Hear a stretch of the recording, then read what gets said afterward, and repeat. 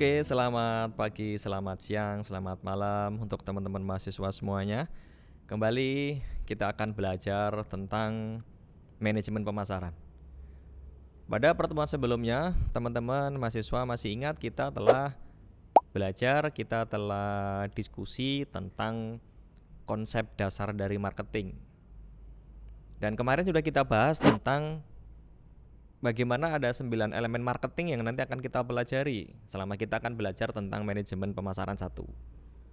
Dan sudah kita bagi ada 3 lingkaran besar. Kalau teman-teman masih ingat kembali apa yang telah kita sampaikan kemarin. Yang pertama kita sebut dengan marketing strategik. Yang kedua kita sebut dengan marketing taktik. Dan yang ketiga kita sampaikan tentang marketing value.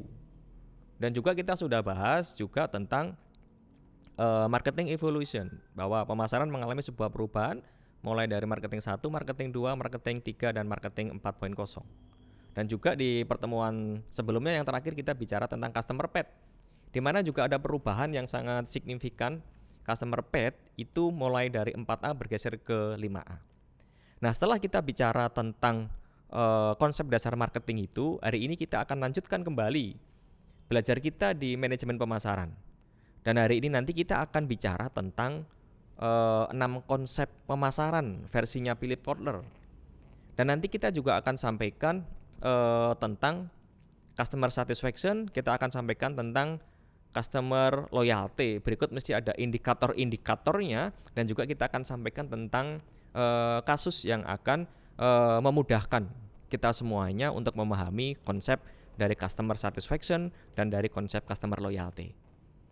Nah, sebagaimana yang ada di slide, teman-teman bisa fokus ke situ. Prinsipnya kalau seseorang itu jago buat konten marketing misalkan, ketika seseorang itu jago TikTok misalkan, ketika seseorang itu jago analitik misalkan. Tapi kalau tidak disertai, tapi kalau tidak didukung dengan fundamental marketing, itu kan kayaknya juga kurang pas. Nah, maka skill apapun nanti yang terkait dengan marketing ya kita mesti ngerti dulu sebetulnya fundamental marketing yang harus kita kuasai itu apa. Oke, sekarang kita lanjutkan. Jadi pada prinsipnya versinya Philip Kotler ada 6 konsep marketing. Ya. Jadi 6 konsep itu, yang pertama kita akan bicara tentang konsep produksi. Saya ulangi yang pertama kita bicara tentang konsep produksi. Di beberapa buku disebutkan bahwa konsep produksi ini adalah merupakan konsep yang paling kuno di marketing. Kenapa? Teman-teman bisa lihat di situ bahwa konsep produksi ini satu kondisi ketika konsumen itu lebih menyukai produk, di mana produk itu memiliki ketersediaan yang luas. Nah, ketika satu produk itu memiliki ketersediaan yang luas di pasar, dampaknya apa? Dampaknya nanti adalah harga itu akan relatif lebih murah. Nah, kenapa bisa seperti itu? Karena dari sisi produsen itu akan bisa melakukan efisiensi, berbiaya rendah, kemudian dia lakukan distribusi secara besar-besaran. Nah, sehingga tadi dampaknya apa? Dampaknya adalah bisa menjual dengan harga yang murah. Cuma ini kalau diterapkan di pemasaran era sekarang itu, kira-kira ini bisa apa enggak? Kenapa? Karena sebelumnya kita bicara bahwa perilaku konsumen itu berubah. Hari ini mungkin teman-teman mahasiswa kalau akan melakukan pembelian terhadap produk atau terhadap layanan dari perusahaan tertentu, itu tidak mungkin akan mencari produk di mana produk itu memiliki ketersediaan yang banyak. Yang dicari sekarang itu adalah yang limited edition misalnya. Saya kasih contoh satu aja, misalnya bagaimana teman-teman mahasiswa itu akan melakukan pembelian produk-produk fashion, baju misalkan. Kan nggak mungkin teman-teman mahasiswa akan mencari baju di mana itu baju tersedia secara luas di pasar. Sehingga nanti kalau kita beli baju itu, kita beli kaos itu, kita pakai di pasar ketemu dengan orang yang pakai baju yang sama. Ya kan, kita jalan-jalan ke mall, ternyata baju kita sama. Kemudian ke kampus misalkan dalam satu kelas, Ya, ternyata ada 5 teman kita dengan pakai baju yang sama, dengan pakai kaos yang sama, diskonan meneh misalkan kan. Nah, itu kan yang dihindari oleh konsumen. Nah, maka di bukunya Kotler itu diberikan satu kasus bagaimana Henry Ford pernah gunakan ini. Henry Ford kita kenal di salah satu produknya adalah mobil Ford misalkan. Pada saat itu memang kondisi memungkinkan untuk menggunakan konsep produksi ini, di mana Henry Ford gunakan mass product. Nah, sehingga kalau gunakan mass product tadi tak sampaikan, nanti dampaknya adalah efisiensi. Buat tipe mobil yang sama, kuantiti yang besar, kemudian warna yang sama, jenis yang sama, distribusi besar-besaran, sehingga nanti dampaknya apa? Dampaknya harga akan murah. Sekali lagi, ini adalah konsep yang pertama, konsep produksi. Bisa atau tidak bisa diterapkan, kita mesti lihat sekali lagi kepada karakteristik atau perilaku konsumen sekarang. Nah, mestinya juga kita mesti lihat kira-kira produknya apa, ya kan? Kira-kira produknya apa. Ini yang pertama, kalau kita bicara tentang konsep produksi. Nah, yang kedua sekarang kita bicara tentang konsep produk. Kalau konsep produksi tadi adalah ketersediaan secara banyak di pasar, harga murah, lain halnya dengan konsep produk. Kalau konsep produk, teman-teman bisa perhatikan bahwa satu kondisi di mana konsumen itu akan menyukai produk-produk yang menawarkan ciri yang paling bagus, ciri yang paling berkualitas, memiliki kinerja yang tinggi, memiliki produk dengan tingkat inovasi yang tinggi. Nah, tapi hati-hati ketika produsen pengen meng-create produk di mana produk yang di-create-nya itu adalah pengen menonjolkan bahwa produk saya punya ciri tertentu, produk saya berinovasi tinggi, produk saya berkinerja tinggi, kita pun mesti perhatikan kira-kira customer segmentasi kita itu siapa. Karena kalau kita menambahkan fitur pada produk kita, nanti kan dampaknya juga ke bagaimana strategi penetapan harga. Maka kalau kita mau gunakan konsep produk ini, ya, kita mesti perhatikan beberapa hal, ya kan? Nah, beberapa hal itu diantaranya kita mesti riset dulu sebetulnya konsumen ini maunya apa. Jangan sampai maksud kita adalah membuat produk yang berkinerja tinggi, yang inovatif, tetapi justru konsumen menolak itu. Ini kita mesti berhati-hati. Di slide teman-teman bisa lihat, ini pernah dilakukan oleh Web TV, ya kan? Web TV yang menyediakan layanan atau akses internet dalam satu kemasan TV. Tapi cuma permasalahannya ketika itu digunakan secara bareng-bareng ada kelemahan. Aksesnya itu tidak begitu bagus untuk akses internet. Nah, sehingga pengguna internet pun dia enggan untuk gunakan itu. Contoh yang lain misalkan teman-teman mungkin masih ingat dulu ada produk televisi, ada televisi merek Polytron misalkan. Dulu pernah kita lihat dalam satu produk atau satu unit TV Polytron itu di dalamnya juga ada CD playernya. Nah, tapi kan ternyata konsumen tidak menyukai seperti itu, sehingga sekarang kan jarang sekali. Sekarang TV sendiri, kemudian CD player sendiri dan sebagainya.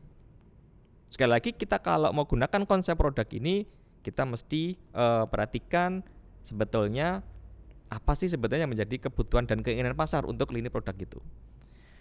Terus yang berikutnya kita bicara tentang konsep yang ketiga. Ya, konsep yang ketiga disebut dengan konsep penjualan. Nah, ini yang akan menjadi dasar kita nanti untuk membahas secara lebih mendalam perbedaan antara marketing konsep dengan selling konsep. Nah, konsep penjualan ini satu kondisi ketika konsumen dan perusahaan bisnis, ya kan? Ini ketika dibiarkan, maka tidak akan secara teratur melakukan pembelian cukup banyak terhadap produk-produk yang ditawarkan. Nah, untuk bisa meningkatkan pembelian yang teratur dan dalam jumlah yang besar, maka organisasi bisnis itu harus melakukan satu adalah usaha-usaha penjualan, upaya-upaya penjualan, dan yang kedua adalah promosi yang agresif. Jadi kalau gunakan konsep penjualan ada dua kata kunci yang mesti diperhatikan. Yang pertama tadi adalah usaha-usaha penjualan dan yang kedua itu adalah promosi yang agresif. Nah, ini konsep penjualan. Nah, kemudian setelah kita bicara tentang konsep penjualan, kita baru bicara tentang konsep pemasaran atau marketing konsep. Di mana pada pertemuan yang pertama kita sudah pernah sampaikan tentang definisi konseptual dari marketing. Kita kembali ke sini. Jadi kalau konsep pemasaran ini adalah kunci untuk mencapai tujuan organisasional yang ditetapkan. Ya, di mana perusahaan itu harus menjadi lebih efektif dibandingkan dengan para kompetitor. Efektif dalam hal apa? Perusahaan harus lebih efektif dibandingkan kompetitor mulai yang pertama ketika perusahaan akan meng-create produk. Sini kan berarti kan ketika akan merancang produk, ketika akan membuat produk. Kemudian yang kedua, nanti ketika mendistribusikan produk itu, kita mau gunakan saluran distribusi yang seperti apa? Dan bagaimana kita mengkomunikasikan nilai pada pelanggan. Nanti kita akan bahas juga tentang customer value.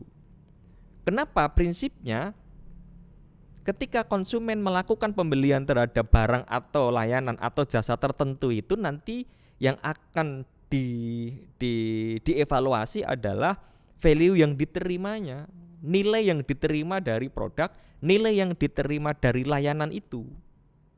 Kepada siapa tadi? Kepada pasar sasaran yang terpilih.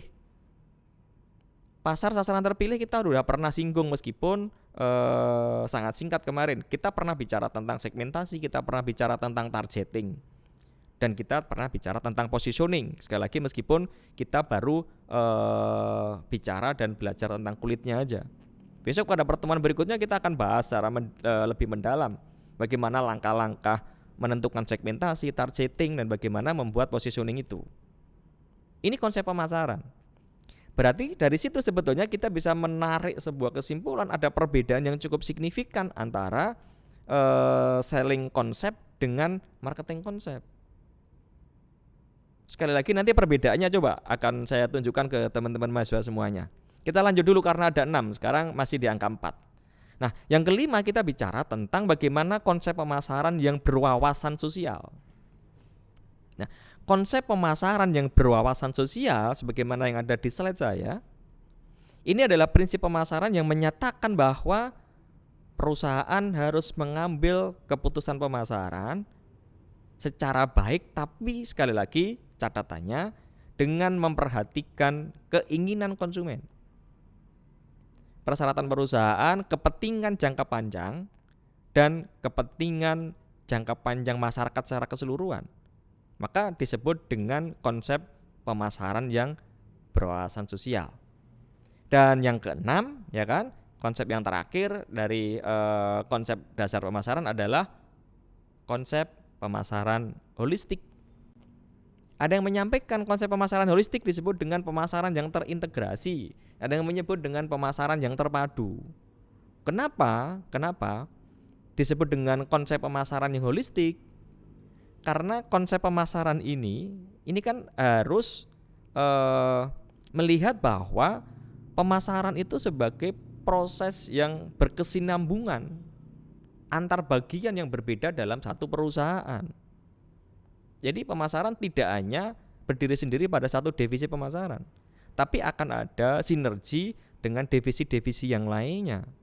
Sehingga semua komponen-komponen yang ada dalam perusahaan ketika bersinergi itu akan mampu mewujudkan konsep pemasaran yang holistik. Nah, ini 6 konsep pemasaran versinya Kotler. Nah, oke, sekarang teman-teman kita lanjut ya. Jadi tadi saya janji saya akan jelaskan perbedaan yang mendalam antara selling konsep dan marketing konsep. Oke, sekarang kita mengenal bagaimana perbedaan di antara dua konsep itu. Yang pertama kita lihat sekarang. Ya, ada perbedaan pemikiran antara konsep penjualan dan konsep pemasaran. Kita mulai membahas dari selling konsep. Penjualan itu fokusnya adalah ke kebutuhan penjual. Ini yang pertama ya. Kemudian yang kedua, Kalau kita bicara tentang penjualan itu, ya kan, konsep berpikirnya adalah bagaimana mengubah produk itu untuk menjadi uang. Saya ulangi, penjualan yang pertama adalah fokusnya adalah ke kebutuhan penjual. Berarti bisa jadi kalau fokusnya adalah ke kebutuhan penjual, ketika meng-create produk dasarnya bukan ke customer oriented tapi ke product oriented. Dan yang kedua adalah mengubah bagaimana agar produknya itu menjadi uang. Nah, sekarang coba teman-teman sekarang fokusnya adalah ke pemasaran atau ke marketing konsep. Nanti bisa dibandingkan. Marketing konsep ini fokusnya adalah ke kebutuhan pembeli. Maka ingat kembali ketika kita bicara tentang definisi konseptual marketing, kita bicaranya adalah bagaimana bisa memenuhi want and need-nya customer. Apapun yang kita create, apapun yang kita buat, bahkan layanan jasa yang akan kita berikan, values yang akan kita berikan kepada konsumen itu, sekali lagi fokusnya adalah ke kebutuhan pembeli. Maka kemarin tak sampaikan, kita mesti melakukan research and development. Yang pertama, research and development terhadap kebutuhan dan keinginan konsumen itu pemasaran. Dan yang kedua, ya kan, pemasaran ini mesti berupaya untuk mewujudkan customer satisfaction, memuaskan kebutuhan pelanggan. Melalui apa? Melalui produk yang di-create-nya. Dan keseluruhan kelompok barang yang dihubungkan dengan cara menciptakan, menyerahkan, dan mengkonsumsi.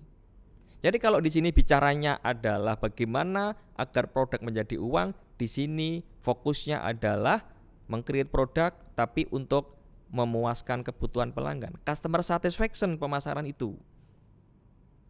Nah, detailnya seperti ini. Ini detailnya. Jadi kalau yang di atas ini adalah konsep penjualan, yang di bawah adalah konsep pemasaran. Kalau kita lihat dari titik awalnya, ya, jadi kita akan lihat perbedaan di antara keduanya dari 4 titik. Ya. Kalau dilihat dari titik awalnya, konsep penjualan itu berawal dari pabrik, tapi konsep pemasaran itu berawal dari pasar sasaran. Ingat kembali, 9 elemen dasar pemasaran dimulai dengan segmentasi. Di sini pemasaran. Kemudian kalau kita lihat dari titik perbedaan yang kedua, yaitu fokusnya kemana? Kalau konsep penjualan ini fokusnya adalah ke produk, maka tadi kita bicara, ya kan, bagaimana membuat produk dan bagaimana produk itu bisa menghasilkan uang. Sementara fokus pada konsep pemasaran ini adalah kebutuhan pelanggan. Kita sudah bicara tentang customer oriented. Sementara dari titik yang ketiga, kalau kita bicara dari sisi sarana, konsep penjualan itu sarananya adalah menjual dan berpromosi. Ingat tadi yang ketiga ketika kita bicara tentang konsep penjualan, ya kan? Konsumen akan melakukan pembelian dengan kuantiti yang banyak selama ada 2 hal yang harus dilakukan. Tadi yang pertama adalah upaya-upaya menjual dan juga promosi-promosi yang agresif. Sementara kalau kita lihat sarana pada konsep marketing itu adalah tadi pemasaran yang terintegrasi. Dan bagaimana kalau kita lihat pada sisi hasil? Hasil yang diharapkan dari konsep penjualan adalah laba. Sementara konsep pemasaran pun juga laba mestinya. Cuma bagaimana cara memperoleh laba itu yang harus kita perhatikan. Bagaimana konsep penjualan itu bisa memperoleh laba. Memperoleh laba melaluinya adalah volume penjualan. Di sini. Sementara kalau kita bicara di marketing konsep tadi tetap, ya kan, hasilnya adalah memperoleh laba, keuntungan, tetapi melaluinya adalah customer satisfaction. Melaluinya adalah bagaimana kita bisa membangun kepuasan pelanggan. Apa itu kepuasan pelanggan nanti akan kita sampaikan. Indikatornya apa akan kita sampaikan. Nah, maka tadi yang pertama, ya kan, yang pertama kan akan membahas tentang bagaimana kita bisa memahami kebutuhan dan keinginan pelanggan itu seperti apa. Berarti di sini pemasar dituntut untuk betul-betul bisa memahami sebetulnya apa sih yang menjadi kebutuhan dan keinginan pelanggan secara akurat. Ini harus kita ketahui. Saya kasih ilustrasi misalnya, ya, ketika ada konsumen yang akan melakukan pembelian mobil, kita mesti pahami dulu sebetulnya konsumen ini butuh dan pingin mobil yang seperti apa. Apakah mobil yang murah misalkan. Murah pun akan kita kaji lagi, murah yang seperti apa. Apakah murah harga belinya, apakah murah perawatannya, ataukah murah spare partnya, kan kita harus pelajari di situ. Maka saya kasih ilustrasi ini kan, ketika kita kasih contoh mau beli mobil murah yang seperti apa? Apakah kebutuhan yang dinyatakan? Oh, ketika beli awalnya murah. Apakah kebutuhan real? Oh, apakah spare partnya murah? Ya kan? Dan seterusnya ada 1 sampai 5. Nah, atau kayak gini kan, kayak gini. Ini juga ilustrasi yang kedua. Dulu kan sebelum otomotif itu seperti sekarang, kita hanya kenal sepeda motor itu ya dari Honda, Suzuki, Yamaha. Ini tahun 80-an contoh. Teman-teman mungkin belum ngerti ini. Nah, di tahun 80-an kalau kita bicara tentang pasar otomotif, sepeda motor di Indonesia ya hanya Suzuki, kemudian Honda, Yamaha. Ketika seseorang ingin melakukan pembelian sepeda motor pada tahun 80-an misalnya, kan kita mesti pahami dulu sebetulnya sepeda motor yang pingin mereka beli itu apa? Yang murah kan? Murah apanya? Oh, kalau seseorang pada saat itu hanya pengen beli sepeda motor yang murah pada saat beli, berarti jawabannya adalah beli produk Suzuki. Karena di antara ketiga ini dulu harga yang paling rendah ketika beli awalnya adalah Suzuki. Tapi ketika yang dicari adalah nanti murah irit bahan bakarnya sehingga bisa efisiensi di situ, ya nanti belinya adalah produknya Honda. Misalkan ini kan, ini Honda Astrea Star misalkan kan. Tapi kalau kita mau level yang sedang-sedang saja ya ketemunya adalah di Yamaha ya, Alfa 2R misalkan. Nah, berarti kita mesti pahami sebetulnya yang menjadi kebutuhan dari pelanggan secara real itu seperti apa. Nah, sekarang kita lanjut ya. Tadi kita sudah bicarakan tentang selling konsep, marketing konsep. Dan di marketing konsep itu kan tadi kita sampaikan hasilnya adalah profit, tapi melaluinya adalah customer satisfaction. Nah, di sini yang muncul pertanyaan, mengapa penting untuk memberikan kepuasan kepada pelanggan itu? Nah, tapi sebelum ke situ akan saya sampaikan dulu bahwa pelanggan itu akan ada dua kelompok pelanggan. Ya, kelompok pertama ini adalah pelanggan baru atau saya lebih suka sebut dengan konsumen yang baru. Sementara kelompok yang kedua ini adalah pelanggan yang lama. Kita mesti perhatikan dua-duanya. Nah, besok pada pertemuan berikutnya kita akan sampaikan itu bagaimana karakteristik di antara keduanya, bagaimana cara pemasar itu untuk memperoleh pelanggan yang baru dan bagaimana cara mempertahankan pelanggan yang sudah ada. Ada 2 strategi yang bisa dipakai kan. Ada yang disebut dengan strategi ofensif, ada yang disebut dengan strategi defensif. Ofensif apa, defensif apa, besok akan kita bahas. Nah, kemudian kita lanjut ya. Berarti pemasar itu kan mesti harus membangun kepuasan. Karena kan tadi pemasaran itu melalui customer satisfaction. Nah, agar pelanggan itu puas, maka harus mampu menghantarkan nilai. Sini, value, harus mampu menghantarkan nilai. Maka ingat kembali ketika bicara tentang dan belajar tentang model bisnis canvas. Langkah pertama adalah menentukan customer segmentation, yang kedua adalah value proposition. Nilai yang pengen kita hantarkan itu apa? Sini nilai. Dan upaya untuk mempertahankan. Ketika kita sudah punya konsumen, ketika kita sudah punya pelanggan, bagaimana upaya-upaya kita agar pelanggan kita itu tidak pergi meninggalkan kita. Karena minimal kalau kita sudah punya pelanggan yang loyal, ya kan, kita bisa banyak efisiensi di situ. Ada satu riset yang menunjukkan bahwa biaya untuk memperoleh satu pelanggan baru itu bisa 7-8 kali lipatnya dibandingkan biaya yang kita keluarkan untuk mempertahankan pelanggan. Maka di situ nanti akan muncul efisiensi kan. Ini ilustrasinya. Saya kira teman-teman familiar lah dengan McD misalkan. Mengapa McD bisa bertahan seperti sekarang? Karena McD gunakan konsep ini kan. Dia punya konsep Q, S, C, dan V. Q-nya apa? Q-nya adalah dia memang mengutamakan produk-produk yang berkualitas. Sekali lagi, Q, S, C, dan V ini sebagai upaya untuk mewujudkan customer satisfaction ya. Yang pertama tadi adalah Q, kualitas. Yang kedua adalah service, layanan. Ketika kita datang ke McD, ya layanannya mesti bagus. Karena itu memang menjadi penekanannya di situ. Yang dijual itu, value-nya itu dari sisi service. Kemudian yang ketiga adalah bersih, clean, bersih. Nah, yang terakhir ini dia memang mengantarkan value yang khusus. Sehingga dengan menggunakan konsep Q, S, C, dan V ini kita bisa lihat sekarang bagaimana McD masih bisa bertahan. Nah, tadi kita bicara tentang nilai. Sebenarnya nilai itu apa? Value itu apa? Jadi nilai ini adalah perkiraan konsumen tentang kemampuan total satu produk itu untuk memenuhi kebutuhannya.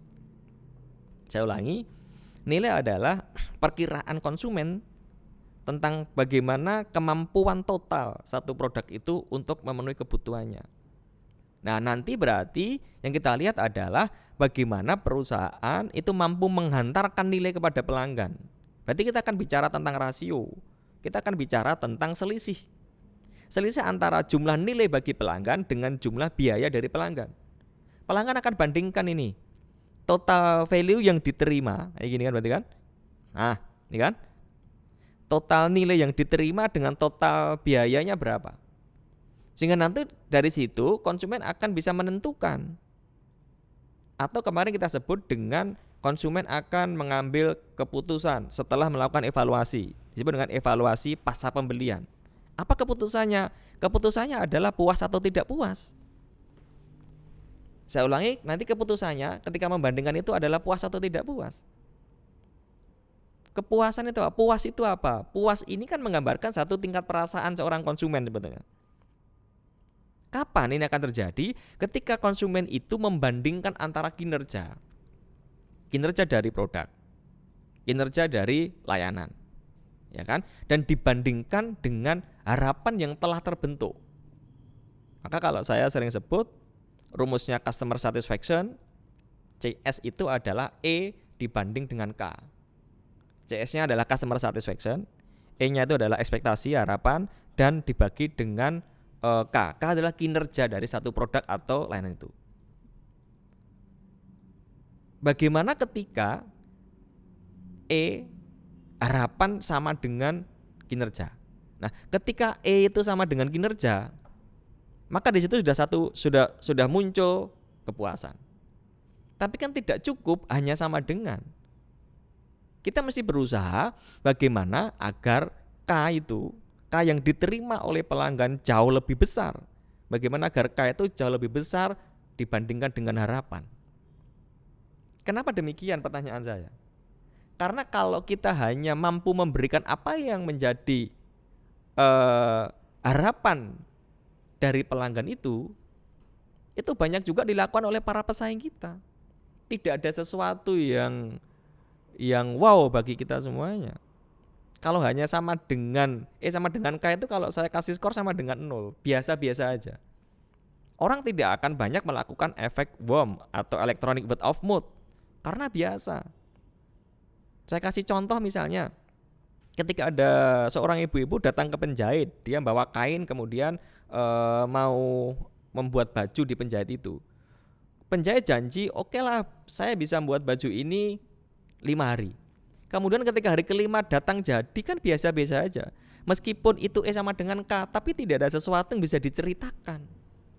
Tidak ada wow-nya itu kan, itu biasa banget. Tapi kalau kita bisa memberikan bahwa K itu jauh lebih besar daripada E, maka akan ada satu hal yang menarik untuk diceritakan. Sehingga efek WOM atau IWOM ini akan bisa kita rasakan. Nah, tadi kan kita bicara tentang harapan kan? Harapan itu kan tidak muncul tiba-tiba. Tapi harapan itu harus dibentuk. Berarti pemasar ya kan harus ngerti ketika konsumen itu punya harapan, sebetulnya harapan ini dari mana munculnya? Yang pertama, harapan itu bisa muncul karena komentar orang lain. Ya, orang komen tentang produk kita, orang komen tentang layanan kita. Situ akan muncul harapan. Kedua, janji dan informasi dari pemasar. melalui komunikasi-komunikasi iklan misalkan. Berikutnya adalah justru informasi dari pesaing dan lain-lain. Nah, itu bagaimana harapan konsumen itu bisa terbentuk. Nah, di sesi ini akan kita tutup bagaimana kita bisa mengetahui indikator-indikator ketika pelanggan itu puas. Jadi indikator ketika pelanggan itu puas, ya kan? Ini yang pertama adalah melakukan pembelian ulang, akan membeli lagi. Tapi ingat, tidak semua produk bisa di repeat buying. Tidak semua jasa bisa di repeat buying. Yang kedua adalah loyal atau tidak pindah. Ya, ini indikatornya. Yang ketiga indikatornya adalah bersedia memberikan rekomendasi kepada orang lain. Nah, di sesi ini sementara kita akhiri, kita udah bicara tentang nilai, kita udah bicara tentang customer satisfaction, dari mana harapan bisa terbentuk, kemudian bagaimana indikator-indikator ketika konsumen itu puas. Demikian teman-teman mahasiswa, nanti kita bisa diskusikan apa yang sudah saya sampaikan pada sesi ini di kuliah offline atau di kuliah online. Selamat belajar dan jangan lupa akan kita lanjutkan untuk materi-materi berikutnya. Assalamualaikum warahmatullahi wabarakatuh.